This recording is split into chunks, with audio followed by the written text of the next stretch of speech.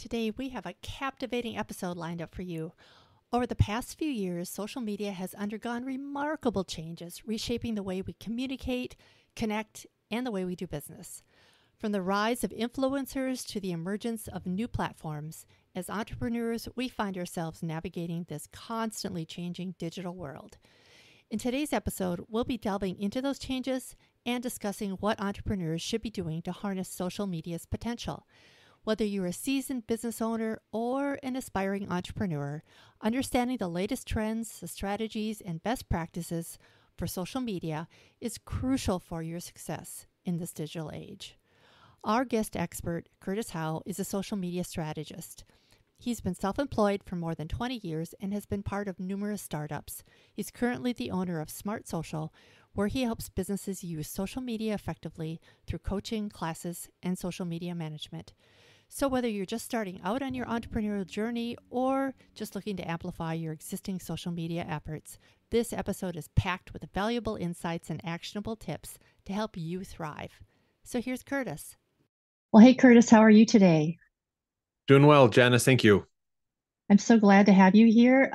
So many of my listeners and my clients and students really struggle with social media. So I will love to pick your brain today, and I'm sure you've got some great answers for us. But first, tell me a little bit about your background. How did you get started in social media, and what made it interesting to you, and why did you dive in? Sure. No, I appreciate that. So I actually had a direct sales business at one point, and we were when the whole 2008 crash and all that happened, we had to really reinvent our marketing to figure out how to be better at what we were doing. And at the time, this social media thing was starting to kind of come around and do something. Everybody started to know Facebook and have the ability to have a page on it. And I thought, if if all of my clients could talk about my business on Facebook, that would help my sales. I could get more referrals and get more people to connect and work with me. For sure. So I thought, why don't I build a mobile app that allows this to happen? That I could, they could just type in their stuff and it post to their page and link to my page and things. And I thought, there's a lot of other businesses that could use this. So I ended up getting out of the business doing direct sales to build that app and get into the tech space basically and start building that out.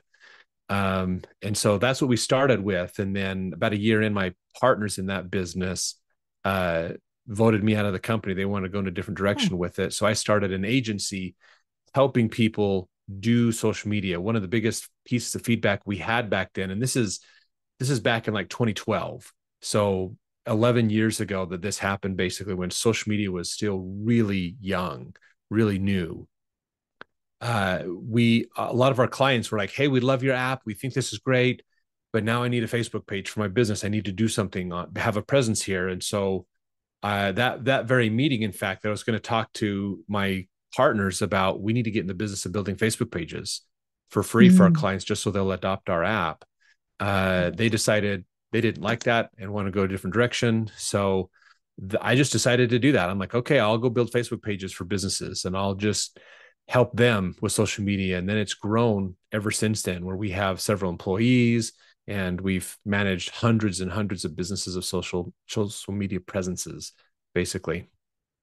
Very cool. Very cool. What happened to the app? They closed a year later. Okay, so I was wondering if I had heard of it.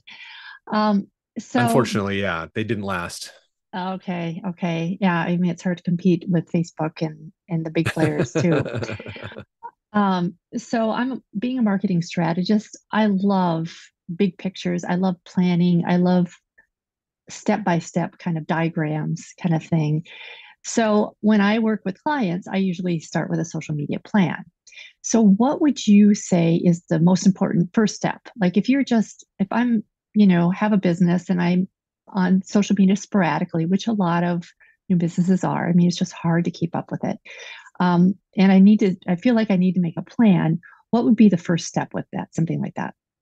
So we do actually, when we do a work with a client, we build what's called a social strategy. It's a game plan of how to use social media for their business. It's kind of a 30,000 level view of what's possible for their business on social media. But the first question that we ask in that is, who is your target audience? Who is it that you want to attract and work with in your business?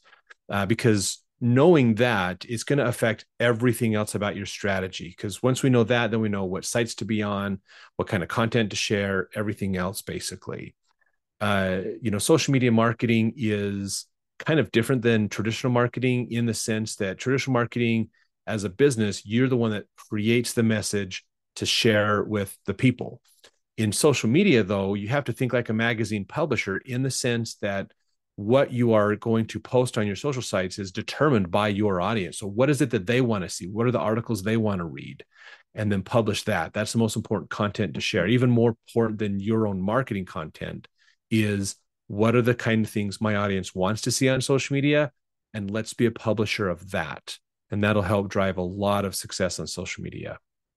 I love that approach because you're right. I mean, there's so much that's similar to a magazine in terms of the visual layout, in terms of what they want to read and what they stop the scroll for.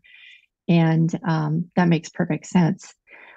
What do you recommend now? So, first of all, you want to figure out who your target market is, right? And figure out what platforms they're actually using and where they're engaging, right? And so then after that, what would be the next step? So once we know that target audience, that's when we can do the research to start looking into we understand that, we understand your business. What do you want to do? What are your goals? What do you want to accomplish? Then we pull all that together to say, okay, so what social sites do you need to have a presence on? And what kind of content should you be sharing? So we give you ideas of that, how to set up your marketing so you can capture leads and everything else. For online marketing, there's really a great model that's important to leverage to help you in being successful. And this works for websites, email marketing, social media, anything to do with online marketing. And it's the attract, interact, transact model. So you always want to think of, how do we attract the right audience, and keep an eye on how are we getting the right people in. Then we think of, how are we getting them to interact with us? So that on a website could be, how many minutes are they spending on my site? Are they bouncing off quick? Are they actually clicking through multiple pages? Are they looking at my content? Social media, it's likes, comments, and shares, those kinds of things. And then how do we get them to transact? So online marketing is not an event like, oh, they pick up the phone and they call, or they don't. This is a journey. And so we have multiple steps in this journey. We need to track each step and see how are we progressing through each step. And that will help you to build a better marketing plan, help put things together for you so that you have success in using online tools to help you market your business. I love this because it ties right in with what I talk about to my students, which I have a framework called the Trail to the Sale. And it starts out with the awareness, consideration, compare. And I kind of go through like micro steps of that customer journey all the way to when they buy and refer to other people. And there's a place for social media in every step of the way, which I love. And I also find it really interesting because you brought up something, and this is a little bit of a tangent, but you brought up how prior to social media, it was push marketing. It was the billboards, the ads, buy our product, do this thing. And when social media arrived on the scene, it really turned the tables on that. The customers became the ones in control. So marketing has really been turned on its head in the last 20 years in that way. And so I think as marketers and as business owners, we really have to rethink our strategy. And certainly with social media, we've all tried a lot of different things, and some things work for a while until, Meta decides to change the algorithm, and then they're not working anymore. So it can be just a really frustrating journey for some people. And I think, especially for the business owner who really feels like they're enthusiastic about their product, they just want people to know about their product. But people do not jump on social media to find a product. Usually they're just there to interact with other people. So it really turns the whole concept of marketing on its head, basically. Absolutely. And that's an important thing for businesses to realize is that the consumer finally has some control and say in how things are working in marketing. It used to be, and I use this analogy all the time. If you think of a water heater, if the water heater goes out in your home, what are you going to do about getting it replaced? Back before the internet was around, back in the 80s and early 90s, to get a water heater replaced ruined your day because now you have to pull out the big Yellow Pages phone book. You're going to call half a dozen plumbers and ask them a survey of questions to understand what is your pricing, how soon can you come out, what are going to be the hassles, if there's a problem, what are you going to do about it? And the problem is as a consumer, there's really only one question that you need to have answered, and that is, are you going to take care of me? And if there's a problem, not make it a hassle. I mean, that's really it. Mm-hmm. And we are, as consumers, we are willing to pay more for that extra service. We just want it to be done right and not have any headaches about it. And if you're not the most expensive person, that's fine, because I'd prefer to have not the headaches. So we're not necessarily always looking for the cheapest person. We're looking for the best to help us out. The problem is the only way to get an answer to that question is to hire somebody and hope for the best.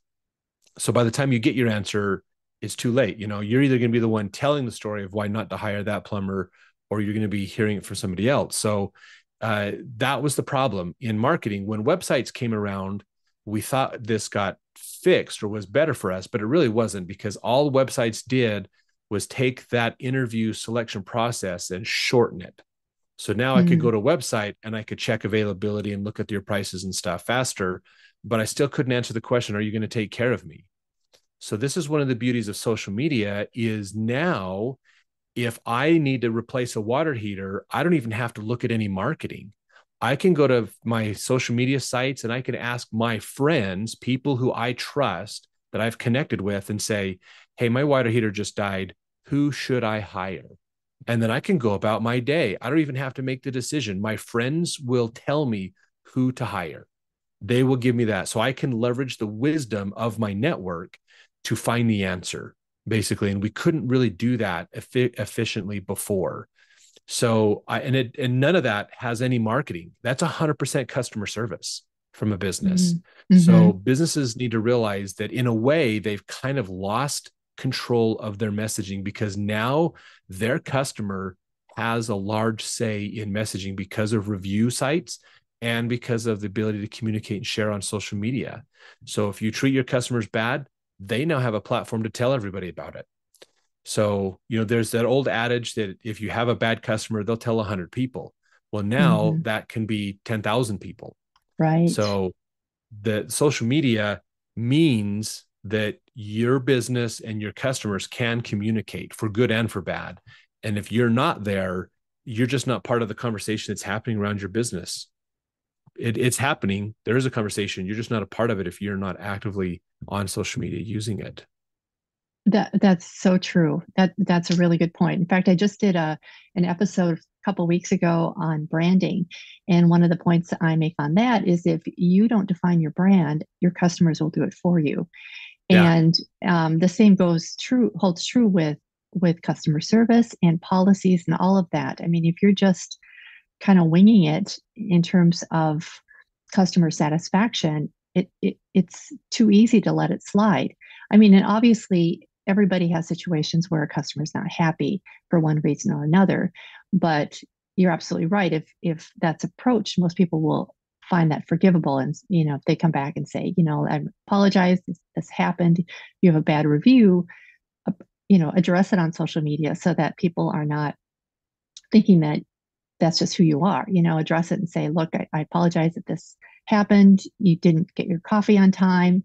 We'll make sure, why don't you contact us, DM us, and we'll make it right, or something like that, so that you're addressing those issues head on so that people are satisfied. And that's a great analogy. I love the water heater thing because, we just did that. We had to put a roof on last summer after a hailstorm, and we did the same thing. We went to social media and said, who should we hire?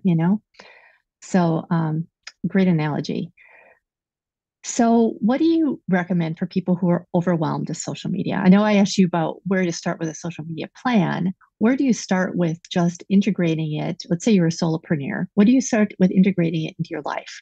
Is it enough to post one day a week? Should you post every day? I mean, what is it that you recommend for the solopreneurs and the really small entrepreneurs?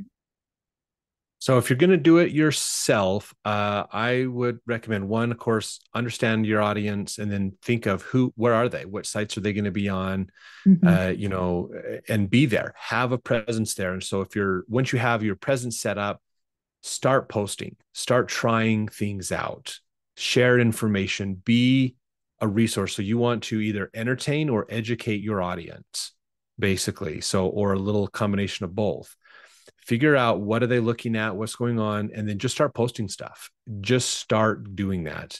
I would recommend as you get started, most businesses, when they look at social media, they think of there's so many little things that need to be done to have good success on social. They get overwhelmed. They think it's, death by 1,000 cuts kind of an idea. Mm-hmm. And I just tell them, just start posting, just start working on that. And we can help you with the rest. In fact, I had breakfast with a gentleman yesterday who does Santa Claus in the holidays.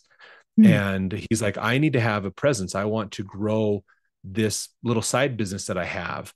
And he's like, what should I do about it? And I told him, I says, look, all I need you to do, I can help you set up sites. That's what our company does is we manage the content and help post and do stuff. So if you don't want to do it yourself, we can do it for you.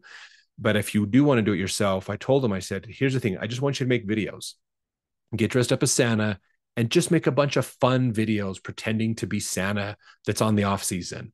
Have some fun, Love it. I told him, I said, channel your inner Tim Allen from his Santa Claus movies or something, and just have fun with it. I just create a list of cool videos, fun videos you think it'd be fun to make, and then just go make them. Don't worry about the rest. Just start making videos. We'll help you take care of the rest, or we can show you how to dial in the rest. There's tons of tools out there to auto schedule your content. They're great and they will be helpful to get things going. You should post probably at least 3 to 4 times a week, if not daily, to help your business stay in front of people and keep growing. Mm-hmm. But just start posting. Just focus on making some fun videos. And if you're going to do any kind of content, do video. They're simple, they're easy. Most smartphones these days have good enough cameras to make it work easily. Just start capturing stuff, start talking about tips and advice and ideas, other things like that. We did a series of shorts, in fact, and all I did is use some of these books on this bookshelf behind me. And I just started talking about why this is such a great book for business, why I'd recommend you read it. And they're 30-second videos. We just started pulling books off the shelf and saying, here's what this book's about. Here's why you should read it. And we made a couple dozen videos in like an hour or two of that. It doesn't take much. So just get started and then start to refine it from there. Yes, that's a great advice. I know I get a lot of questions about social media from clients. One of them is that people don't want to put their face on camera, and I get that. I mean, I think for now I'm not of the younger generation, so for me it took a lot too, and I didn't grow up, doing the selfie thing or like my kids do, Mm-hmm. and so. But what you're saying too, I love it, is that you don't necessarily have to put yourself on camera. You are highlighting books and you may just do a voiceover, for example. I mean, there's a lot of videos that you can make that don't involve talking into the camera, and I think you can kind of work up to that. At least that's what this is the approach I take with my clients is, start doing videos of yourself on your phone just to get yourself comfortable with how you look on camera and how you sound on camera, because people don't like the sound of their voice sometimes. So these are just like these little micro steps toward video success, I think. But I'm thinking about doing a challenge for this too, because there's so many people that I've talked to that struggle with that. The other thing and I'm just going to like shoot off a bunch of questions that I get from clients on social media to you, Yeah. if that works. One of them is that I'll take on a new client and they have accounts on every single social media platform that they can get to. So how would you approach that? I know what I tell them, but I'm curious what you say. Whenever somebody asks us, hey, what site should I be on for social media? The question I ask them is, who's your audience? If they're not Yeah. on there, then it's not worth it being on there. From a business standpoint, you have to think about it's an investment of resources. So there's time and money that's going to be invested in these sites. And so you want to make sure that you're maximizing the opportunities for return on that investment. So only be on the sites where you are going to talk to your audience. So if you're talking to a more adult audience, like 35 and older, you don't need to be on TikTok because they're just not there a lot. There's just not a lot of activity there. If you're trying to do, if you are a local restaurant, you only need to draw from people that are within a 10-mile radius of your facility. So you're probably going to not reach them on Twitter or TikTok. You're going to look at more Facebook or Instagram type stuff.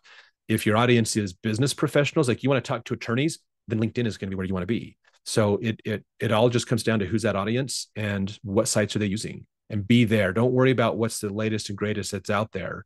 Everybody wants to be on TikTok these days, but dollar for dollar, you will make a lot more money on Instagram and YouTube than you ever will from TikTok.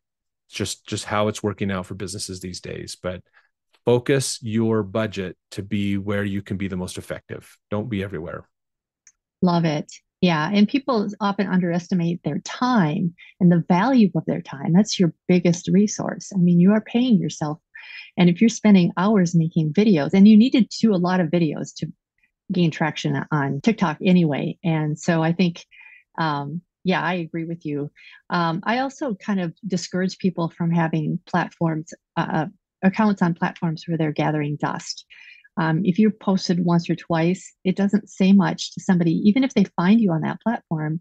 If you're not active on there, I don't know that it's really benefiting you as a business. Would you agree with that?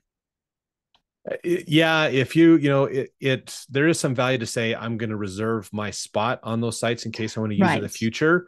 Yeah. But yeah, it's if somebody goes there to find you and they see you don't have any content, then they're just be like, oh, I don't know what's going on. In fact, we had a client that didn't believe their social media was working. They'd worked with us for about 2 years, and they're like, I just don't think it's working. We want to cancel it because we just don't see the value of it. And I'm like, okay, well, if you want to cancel, that's fine. It's up to you guys. So they canceled. And 6 months later, they called me back saying, hey, can you turn all that back on for us? And I said, sure, I'll be more than happy to. We can get going again. And I asked them, though, what's the difference? Why, it's only been 6 months. Why the difference? And they said, well, we turned it off and a lot of our clients stopped coming to our business. And we called them and says, why are you not shopping with us anymore? And they told us, well, I didn't see you on Facebook anymore. So I thought you guys shut down. So I went and looked for somebody else. And so it's out of sight, out of mind. So they're like, we need it back on. And we've been with them for years now. They haven't turned it off at all. So once you establish that communication with your clients, you want to keep it going. Social media is not a turn on, turn off type plan. Like running ads, you can turn them on and turn them off at will. Whenever you need them or you don't, that's fine. But an organic strategy on social media should never be turned off. It's always going somewhere, and you need to be continuing with it. Turning it on and off is just destroying your opportunities to get in front of people.